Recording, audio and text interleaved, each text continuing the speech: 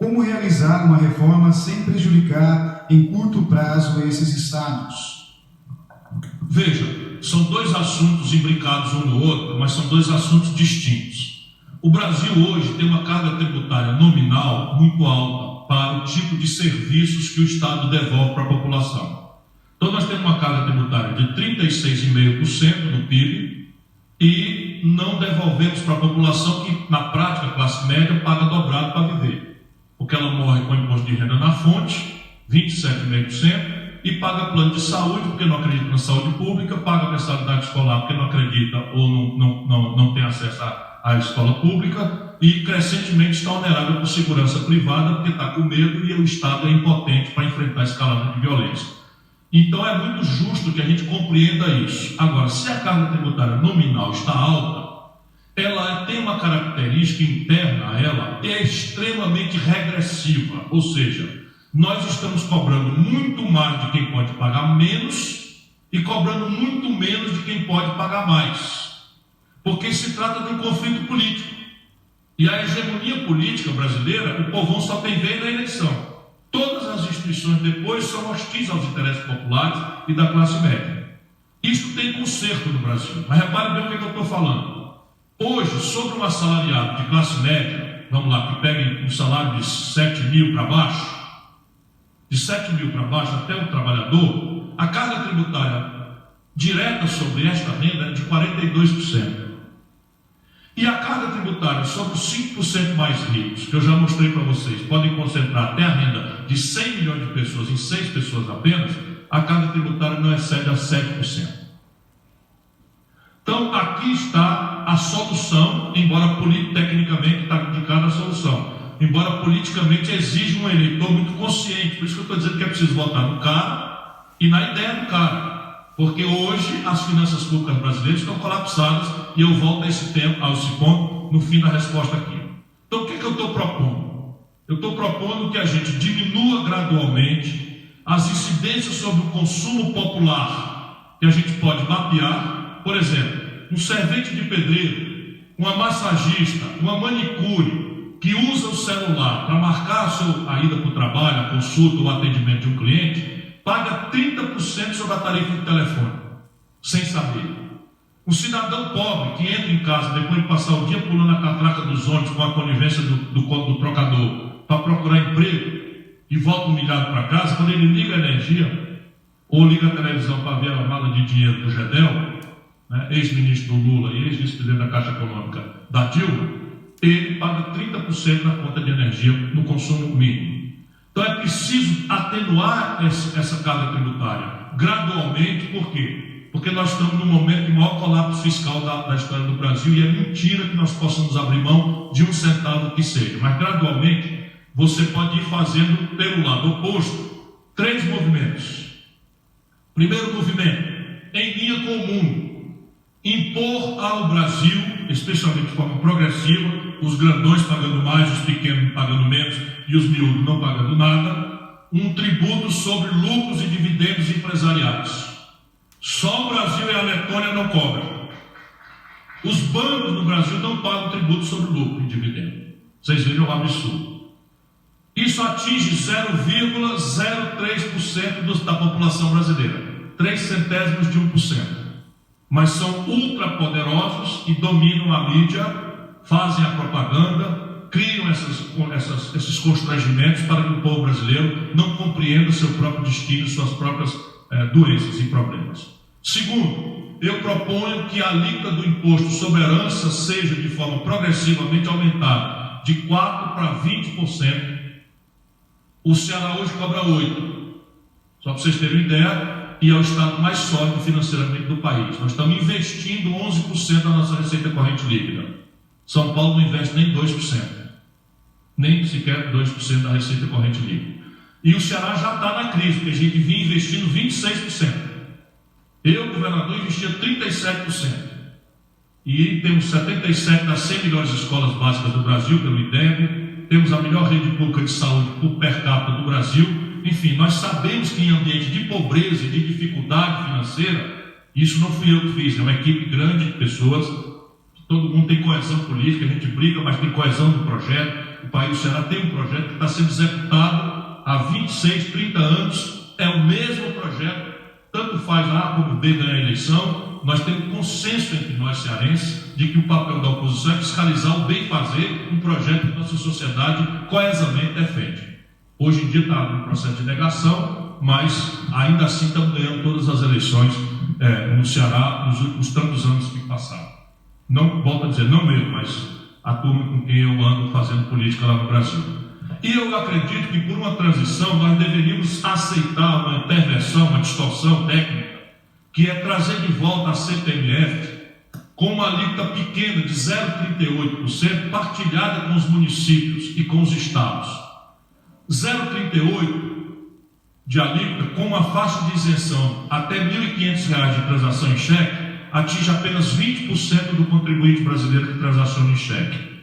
E esses três movimentos somados resolveriam em um ano o déficit primário brasileiro, que hoje está em 169 bilhões de reais. Déficit primário é a conta entre o que o governo arrecada e o que o governo gastou nos últimos 12 meses.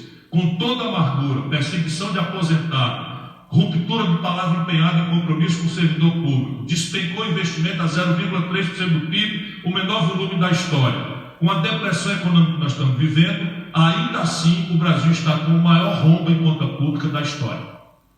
Portanto, este é o aviso aí para o Bolsonaro, não é? Só para combinar, que isso aqui ele tem que saber. Porque o camarada que toma posse, o déficit não some porque o cara faz uma frase feita. Sabe uma frase feita? Eu sou honesto. Ô golaço, eu também sou. E agora como é que o povo decide? Eu sou honesto, diz ele, eu também sou, digo eu. Só que eu fui ministro, governador, prefeito, deputado e tal, não sei o que e tal, já comandei a economia do Brasil e tal, e nunca respondi a um inquérito nem para ser absolvido. E igual de quem? Agora o povo vai separar o voto meu com ele assim como? Então ele é honesto, eu não duvido, e eu também sou. E agora? Ei, a Marina diz, eu também sou, também sei que ela é. E agora, faz o quê? Percebe? Isso é uma picaretagem intelectual que não é possível a gente aceitar calado. Ser honesto é gol agora? Num país como o nosso? É importante, mas é gol? Aí eu quero a mamãe. Porque o brasileiro, por mega, é honesto. E daí? Como é que resolve o déficit primário? Compreende? Obrigado.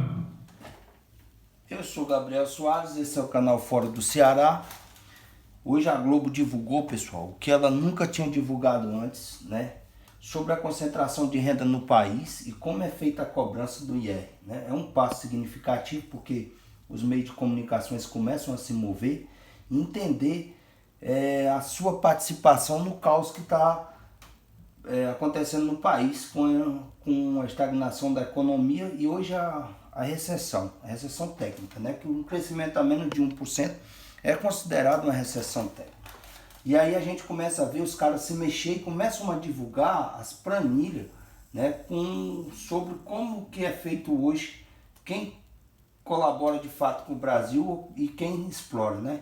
E essas tabelas são muito importantes que vocês vejam essa notícia na íntegra, tá na Globo, tá na Folha, né? Na média 70% dos 70,3% dos rendimentos da sua faixa são isentos. Quer dizer que as pessoas que ganham muito no Brasil, elas não pagam, né? E é uma pirâmide. Você vê que quem ganha menos, né, paga mais. E eu fiz essa postagem no Fórum do Ceará no Instagram, também vou colocar agora no Facebook, né? Você paga a alíquota média de 20,6% de imposto sobre os rendimentos tributáveis e 2,7% foram considerados todos os rendimentos, inclusive os isentos. Significa que a gente tem no Brasil a maior concentração de renda do mundo, né? E as televisões, elas têm são, né, concessões públicas que foram usadas para alienar a população brasileira e todo esse tempo nunca ninguém falou sobre um assunto que é de extrema necessidade, né? O Ciro vem falando isso há anos, que o Brasil tem uma carga tributária sobre o incidente, sobre os pobres, desproporcional e diferente das práticas do mundo, né? Então você vê que essa coisa aqui ela precisa ser discutida, o povo precisa entender que o pobre aqui está pagando por o país e não aguenta pagar mais porque está desempregado, né? E a gente tem hoje beirando ao caos, né? Aí aqui nós temos a tabela 21, rendimento de isento nas tributações, né? E aí você vê lucros e dividendos, recebimento. Os caras receberam milhões, não pagaram nada, né? Lucro, aí você vê o menor da tabela é lucro total de rendimento isento de imposto de renda, 808 bilhões entre os contribuintes que declararam imposto de renda em 2008. 1 trilhão, quase 1 trilhão de reais, que é o que eles querem fazer para matar as pessoas pobres na reforma da Previdência, foram isentos, foram deixados de arrecadar. Aí vocês têm uma ideia do que está acontecendo no Brasil, é administrativo, mas isso não é feito porque as pessoas não sabem, é feito porque é uma condição política, né? O povo não entende, a classe média não entende, vota num cara que nem o Bolsonaro despreparado, que ele vai manter tudo isso daí. Como votou durante o governo petista, as pessoas não compreendem o que acontece no Brasil, né? E aí a gente vê isso aqui, ó, transferência de patrimônio, doações e herança, ó, em milhões, né? Em bilhões, né? Em bilhões, 105 bilhões foi transferido. Lucros e dividendos, que não foi cobrado, não é cobrado nem aqui nem na Estônia, mas no resto do mundo moderno todos cobram, tiveram lucro de 260 bilhões que seria para ter cobrado. Tudo isso era imposto sobre a movimentação financeira que não recebemos. 908 bilhões. Não precisaria de forma alguma, se o país botasse essa tabela para ser executada, da reforma da Previdência. O Brasil ainda é um país novo. É um país novo, né? E não precisaria. Isso aqui com certeza eliminaria a discussão da reforma da Previdência, né? E aí você precisaria fazer outros impostos, aumentar imposto sobre herança, né? E aí você entraria num universo muito, muito diferente, né, do país. Então fica a dica aí, é importante vocês verem isso na Globo, mas é importante a gente começar a discutir isso, porque o Ciro vem falando isso sozinho a vida toda. É importante que a gente entre nessa discussão. E é importante que a gente mostre isso para o povo, né? Por isso que eu peço que vocês compartilhem nossos vídeos, coloquem em grupos, porque existe hoje uma ocupação dos nossos grupos do Ciro Gomes com coisas que não interessam. O Brasil a gente precisa levar informação às pessoas que não têm, né? Muito obrigado, um abraço a vocês.